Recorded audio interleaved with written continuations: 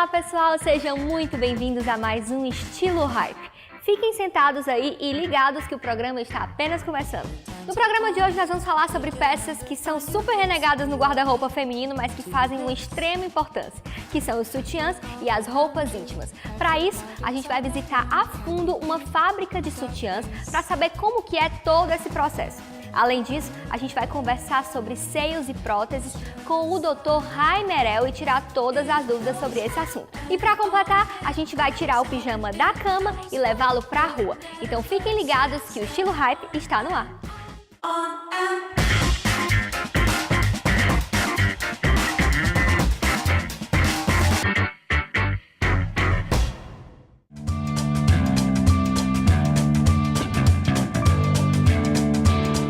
Século III. Primeiros registros. Mulheres romanas faziam atividades atléticas usando uma faixa de tecido chamada stoffium, mas modelos parecidos já eram usados séculos antes na Grécia para amarrar os seios e facilitar o movimento dos braços das mulheres. 1893. Tempos modernos. Mary Tussaud fez o primeiro desenho de sutiã com modelagem semelhante à atual, com bojos separados, alças para os ombros e preso na parte de trás por rochetes. A criação, apesar de prática, não emplacou por falta de maior divulgação. 1907. O termo brasier. A palavra brasier, de onde vem o termo bra, como o sutiã é conhecido em inglês, aparece pela primeira vez na revista Vogue. Na França, porém, brasier é o nome de uma camiseta curta, como os tops modernos, diz o coordenador de moda do Senac, José Gallegos. 1914. Saia patente. Para usar um vestido decotado, a socialite americana Mary Phelps amarra com faixas 2 lenços de seda para segurar os seios. A ideia pega em Nova York e no ano seguinte, Jacob obtém a primeira patente do gênero, consagrando o nome de brasier. 1828. 38, 42, 46. Nos Estados Unidos, a imigrante russa Ida Rosenthal cria a numeração para o tamanho do busto, que determina o bojo do sutiã. Ela também desenvolve modelos realçando os seios, num protesto contra as melindrosas dos anos 20 e seus bustos pequenos. 1951. Sutiã de nylon. Material sintético inventado pouco antes da Segunda Guerra Mundial, o nylon, originalmente usado para fazer paraquedas, vira matéria-prima fundamental na produção de lingerie. Nos anos seguintes, as palavras sutiã e nylon se tornaram quase inseparáveis. 1990. Mais volume. O Wonder Bra, ou sutiã maravilha, projetado para dar destaque máximo aos seios, tornando-os mais firmes e de aparência bem mais volumosa. É a grande sensação da moda íntima feminina durante a década de 90. 2001. Modelo invisível. A grife francesa Yves Saint Laurent lança o sutiã em spray. O Routé Tenue é um líquido à base de proteína de soja que promete reforçar as fibras elásticas da pele, dando firmeza ao busto. Será o início da era dos sutiãs invisíveis? O sutiã é uma das peças íntimas mais usadas pelas mulheres. A lingerie acaba sendo uma aliada em diversas ocasiões. A escolha do modelo do sutiã varia entre cada mulher. Vai depender da cor, do tamanho, do conforto ou da ocasião. O sutiã tem o poder de deixar a mulher com autoestima lá em cima, mas o uso incorreto da peça pode causar o efeito contrário. Muitas mulheres acham que fazem o uso ideal do sutiã, mas uma pesquisa apontou que 80% das mulheres fazem o uso incorreto da peça. Quantas de nós sabem exatamente do que se trata essa peça tão íntima e tão dentro do nosso dia a dia?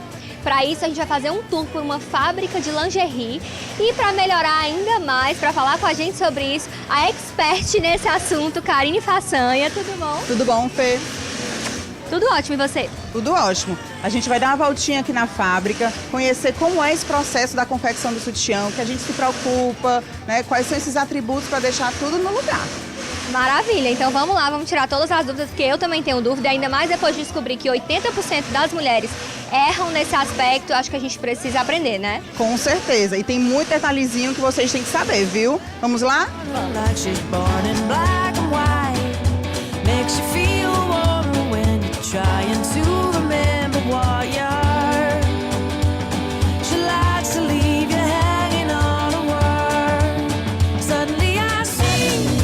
Vou atrapalhar um pouquinho o trabalho dela. Deixa eu te perguntar, queria saber como é a sua relação com o sutiã. Você gosta de escolher, você sabe escolher ou você sempre tem problema? É difícil, né? É difícil. Mas aí a gente tenta ver da melhor maneira possível o gosto. E me diz uma coisa, você gosta de escolher o sutiã pela cor, pelo tamanho, pelo tecido, é rendinha, não? Como que é? Eu gosto mais de renda. Você não é daquelas que pega o bege básico porque sabe que vai dar, não. Você gosta de ousar. Gosto muito. And everything around her is a silver pool of light. People who surround her feel the benefit of it. It makes you count. She holds you captivated in her palm. Suddenly I see. This is what I want. Então, Karine, depois de dar essa volta aí pela fábrica, eu não imaginava que um sutiã passa por tantos processos, ainda mais do que uma roupa, né? Às vezes, e a gente não sabe. Explica um pouquinho como é que são esses processos, desde o comecinho até chegar o sutiã na loja e a gente comprar. São vários processos mesmo, Fê. A gente primeiro faz uma pesquisa de mercado, o que é que a nossa cliente quer, as necessidades do mercado, aí alia isso, obviamente, com tendências, é uma renda, é uma cor, é uma alça trabalhada, e aí surge a pesquisa, começa a surgir os sutiãs, né, os desenhos, né, e a gente vai para modelagem. E a gente faz essas modelagens no computador, né, que aí já fica uma modelagem mais perfeita, né, fica mais difícil da gente errar na hora de fazer o manual. O manual é bom? É, mas o computador acaba dando uma perfeição muito melhor. Ainda mais, né, para esse amigo do peito, né, como você estava dizendo. E aí a gente vai para a parte do tecido, né? O tecido ele tem que ter uma preocupação de descansar. Por quê? O que é isso? O tecido vem no rolo, né? E aí quando a gente vai descansar o tecido, né, tirar do rolo, tem que deixar um tempo de no mínimo 24 horas para o tecido poder encolher, porque o tecido tem elastano, né? Então o tecido ele encolhe. Para quando a gente for para a produção, né, cortar e for para a produção, o tecido não encolher na hora que estiver costurando. Na produção, gente, é uma infinidade de máquinas. Por quê? Tem a máquina, por exemplo, o overlock, que a gente começa a cobrir o bojo, montar uma base, né? A gente coloca um elástico, rebate, prega uma alça, e é todo um processo até ir para a mesa da revisora, né? Que lá na mesa da revisora ela vai revisar se o sutiã está ok, está dentro dos padrões de medida, né? A alça está colocada realmente no local correto, não tem nenhuma ponta de linha, né? Que a gente chama também de limpeza. Aí, obviamente, vamos embalar o sutiã, taguear, e aí a gente vai passar para vocês, né? Nossos consumidores. Já que você já colocou pra mim aqui, eu vou falar a minha dificuldade com os sutiãs. Eu tenho realmente, quando eu vou comprar um sutiã, eu tenho muita dificuldade. Porque ou deixa o peito grande demais, ou deixa achatado, que aí quando vai botar uma camisetinha justinha, fica uma coisa meio murchinha, estranha. Ou às vezes marca muito a roupa, então eu tenho realmente muita dificuldade. Para essas pessoas que têm dificuldade como eu, qual é o seu conselho, né? A sua dica número 1 para uma pessoa como essa? Primeiro, né, a gente hoje em dia tem essa vantagem de ter as copas diferenciadas. O que é isso? Eu também sou um exemplo disso, eu tenho um sutiã, né, no caso um peito, um número maior do que a minha lateral, que a gente já começa a trabalhar essas diferenças de copas, né? Por exemplo, aqui nessa fábrica, eles trabalham com um sutiã chamado Copa C. O que é isso? Onde tem um número de sutiã, né, no caso de peito, um pouco maior, né, um número maior do que a sua lateral. Aí, digamos, você veste 42, né? A sua lateral é 42, mas o seu peito já não é 42, já é 44. Então, isso já que vai fazer com que a gente consiga encontrar o número perfeito, né? E aí, óbvio, tem que ter preocupação. Você tem um peito maior, será que não é mais interessante uma alça mais larga, que dá uma maior sustentação? Todas as bases dessa fábrica, né, a gente vai ver já, são já umas bases mais reforçadas, elásticos mais largos, alguns, né, com uma pala, né, como a gente chama essa basezinha abaixo do sutiã, dupla. Então, isso já vai dar uma maior sustentação. E um conforto, né? Porque não tem nada pior do que a gente tá com aquele sutiã que a gente tá sentindo que vai cair. Exatamente. Então, com essa palazinha um pouco mais larga, deixa eu até pegar um aqui para mostrar para vocês, né? Por exemplo, esse daqui a gente já vê que tem um elástico mais largo, né? Então, esse elástico mais largo, vou mostrar de uma vez só. Esse elástico mais largo, ele vai dar uma maior sustentação. Uma pala, né, que a gente chama essa base aqui, mais larga, já vai dar também um maior conforto, vai sustentar mais o seio, né? E aí deixa tudo lá em cima. Então, para uma pessoa que tem um seio um pouco menor, mas que queria que ele tivesse um pouco mais em pé e tiver mais conforto, seria um tipo como esse sutiã? Como esse, ainda tem mais uma vantagem para quem tem pouco seio, né?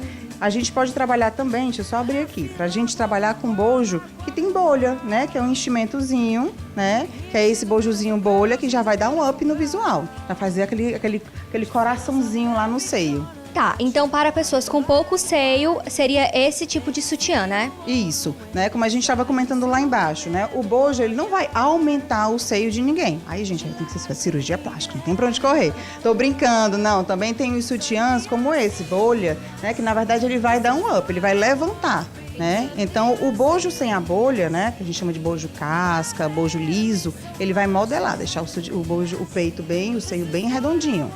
Então, até para as pessoas que têm um seio maior, que acha que não deve usar um bojo, às vezes o bojo pode usar sim, só que o bojo só o simples, né? Só o simples, só o casquinha que a gente chama ou sem bolha. Inclusive no plus size, né, tem gente que tem esse estigma, não, plus size não usa sutiã com bolha.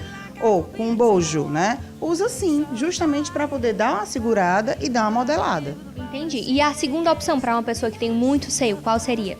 Quem tem muito seio, né, e uma lateral mais estreita, seria essa opção que eu te falei, né? A gente encontrar um bojo que realmente encaixe no seu seio, é um número maior, são 2 números maiores, então isso a gente tem que realmente fazer esse teste, essa medição. E realmente uma pala, né, que seria essa basezinha, com um pouco mais de firmeza. Ou com um elástico mais largo, ou com a pala dupla, né? Um abotoador. Os abotoadores, a gente tem essa preocupação também, de deixar sempre o abotoador mais largo, porque ele vai dar essa segurada também. Porque quanto mais estreito o abotoador, mais estreito vai ser a palinha.